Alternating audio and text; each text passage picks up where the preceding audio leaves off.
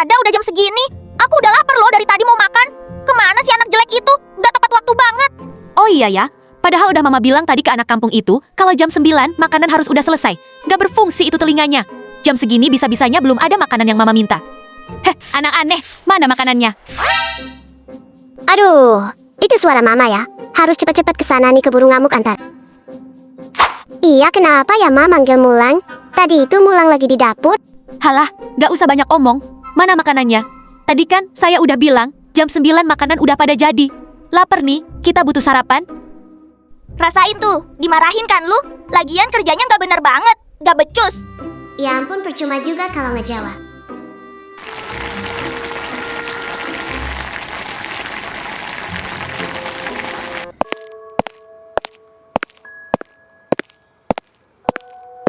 Ini ya makanannya udah jadi. Aku taruh di sini. Apaan sih lu? Ya susunlah di atas meja. Emang gak lihat? Apa kita semua udah duduk di meja gini? Susunlah. Iya, ini aku susunin.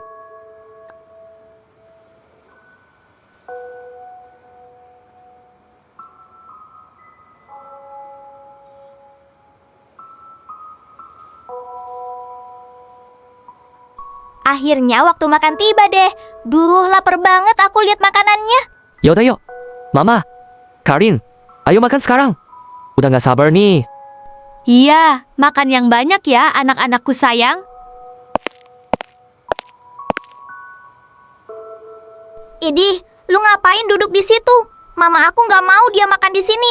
Gak mau aku satu meja sama dia. Astaga, bau apa ini? Lu bau keringat banget deh. Minimal mandilah. Sebenarnya aku udah biasa, tapi rasanya tetap aja sakit. Setiap rasain hal kayak gini. Dulu, aku adalah anak yang diangkat dari pantai asuhan dan diberi nama Mulan. Aku diadopsi oleh seorang laki-laki yang tinggal sendirian di rumah yang begitu luas. Aku memanggilnya Papa Arsen. Papa selalu memenuhi kebutuhan hidupku dengan baik, mengurusku dengan penuh kasih sayang selayaknya anak kandung, hingga aku tumbuh dengan baik.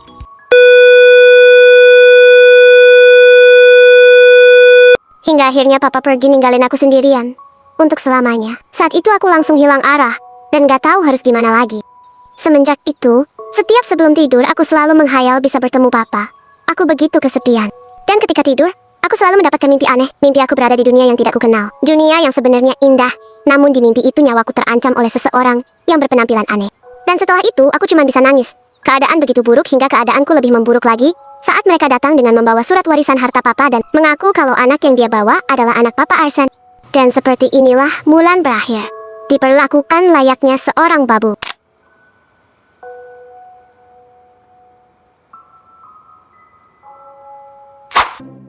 Aduh, niat hati pengen jalan-jalan buat hirup udara segar. Malah hujan. Mana gak bawa payung. Loh, itu anak kenapa rambutnya begitu? Maksudnya, kenapa bisa punya rambut khas itu? Salah lihat apa ya? Ya ampun, tapi gak mungkin deh. Aku harus cepat-cepat lapor ke kerajaan. Yang mulia Ibunda Ratu, izinkan saya menyampaikan informasi penting. Di perjalanan pulang dari misi penting, saya menemukan seorang anak yang memiliki corak rambut persis sama dengan Ibunda Ratu. Apakah kita perlu menyelidikinya? Bagaimana bisa? Demi apapun aku sangat bahagia mendengar kabar ini. Pangeran, itu pasti anakku yang hilang. Itu adikmu yang hilang. Pangeran, aku tidak mau tahu. Pokoknya anak itu harus segera kembali kepadaku. Baiklah Ibunda, tenangkan dirimu. Kita akan kembali mendapatkannya.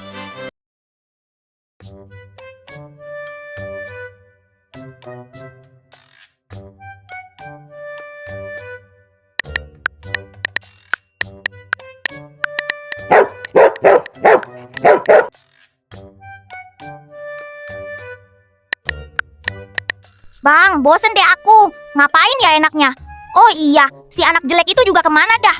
Baju aku buat besok belum disetrika sama dia. Apa? Oh itu abang gak tahu sih.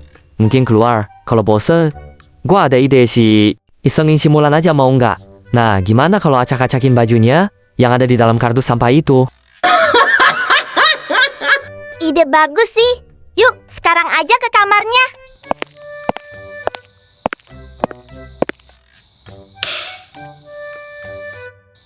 Ih, jelek banget deh kamarnya. Ini mah lebih cocok dipanggil gudang. Ya kan kamarnya lu yang ambil kocak. Tapi emang dia gak pantas. Si punya kamar sebagus itu. Lah, iya juga ya. Ya soalnya itu emang seharusnya jadi kamar gua. Karena gua yang pantas buat kamar sebagus itu. Yaudah, cepetan lah. Itu diacak-acakin. Keburu Mulan pulang.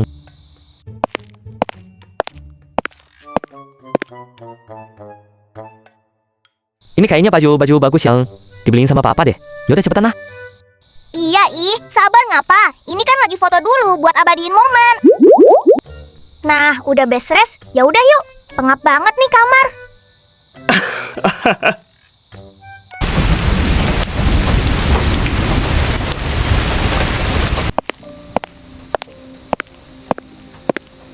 Astaga, ini kamarku kenapa jadi begini? Pakaian aku kenapa berserakan kayak gini? Tadi waktu pergi nggak kayak gini deh. Ya ampun, aku udah capek banget. Aku udah nggak kuat rasanya. Haduh, makin deres aja nih hujan perasaan. Ini 5 menit lagi saya masih di luar. Bisa keriput nih satu badan.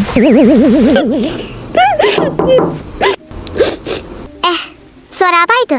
Dari arah balkon kah? Tapi kok bisa ada orang di balkon? Loh, ngapain di situ, Mas? Jatuh dari langit kah? Kok bisa di balkon? Alamak, buka dulu lah pintunya. Saya udah nggak kuat, ini dingin sekali. Nah, coba klarifikasi dulu. Kamu siapa? Kenapa bisa di balkon? Bukan orang jahat kan? Lagian kalau orang jahat juga aku udah dikelilingin orang jahat setiap hari. Udah biasa. Saya tidak tahu akan menjelaskan dari mana, namun saya mengetahui siapa orang tua kandungmu yang sebenarnya. Gimana bisa tahu? Bahkan aku sendiri nggak tahu. Karena aku udah ada di panti asuhan sejak bayi. Kilauan ungu di rambutmu itu, dan warna mata serta keseluruhan warna rambut. Yang memiliki itu hanya bagian dari keluarga kerajaan Candyland. Saya sudah menelusuri tentang dirimu ke akar-akarnya. Maaf jika lancang, namun ini demi kebaikanmu. Kamu akan mendapatkan penjelasan yang lebih lengkap jika bersedia ikut dengan saya. Apakah kamu berkenan? Aku tidak berharap apa-apa dari ucapanmu.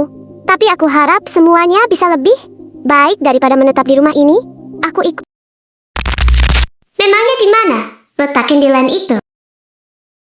Di hamparan rumput. Nah, hijau yang luas. Tidak ada yang bisa melihat kecuali yang terpilih. Sebuah negeri yang dipenuhi dengan berbagai macam hal yang manis seperti permen. Kehidupan yang makmur, penuh kasih sayang, saling peduli dan bahagia yang dijunjung selama 1 abad.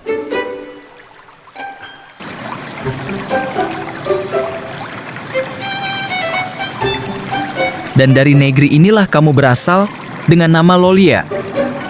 Princess Lolia.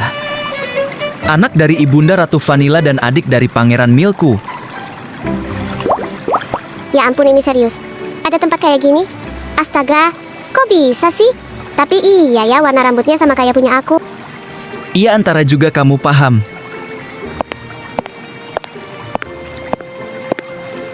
Ya udah, yuk naik. Kita ke tempat kediaman ratu dan pangeran. Wah, apa ini lucu banget. Kendaraannya enak banget.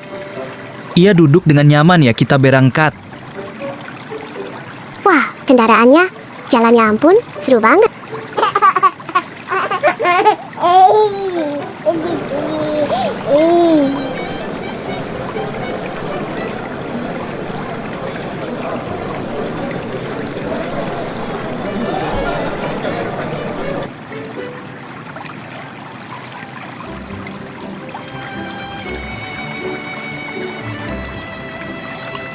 Ya udah, yuk turun. Kita udah sampai. Kalau kamu suka naik ini, aku bisa membawamu setiap hari berkeliling dengan ini. Masa sih? Mau banget aku. Jadi nggak sabar deh, ya ampun. Yang mulia ibunda ratu dan pangeran, saya telah pulang dan menyelesaikan misi untuk menjemput Princess Lolia dari dunia manusia. Wow, hebat.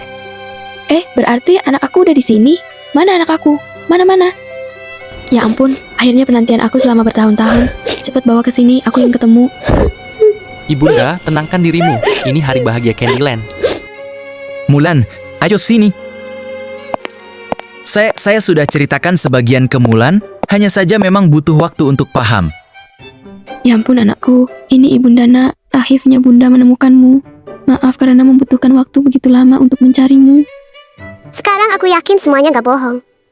Aku akhirnya bertemu dengan orang tuaku dan dikelilingi orang-orang baik. Ya ampun, ini saya kenapa ikut nangis? Rasanya penantian panjang telah berakhir. Duh, gak bisa banget lihat orang nangis saja Hadi ikutan. Udahan dong kita nangisnya.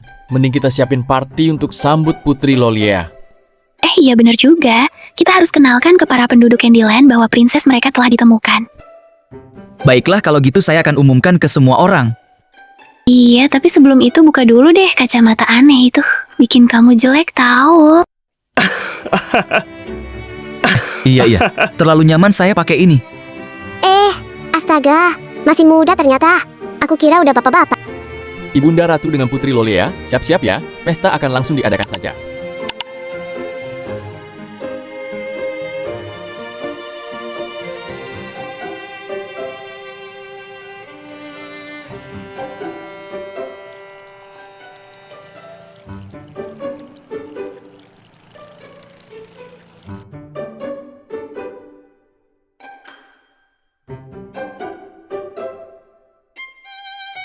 Sementara itu, saya nggak mau tahu. Pokoknya ibu keluar dari rumah ini karena ini bukan hak ibu. Katanya kaya tapi kok ngotot banget sih kayak nggak bisa cari tempat tinggal lain. Gak mau. Lagian kan ini rumah almarhum suami saya. Ya rumah saya juga dong berarti. Si Tukok ngatur banget. Lah kan udah cerai ibunya selingkuh. Mau hartanya doang loh.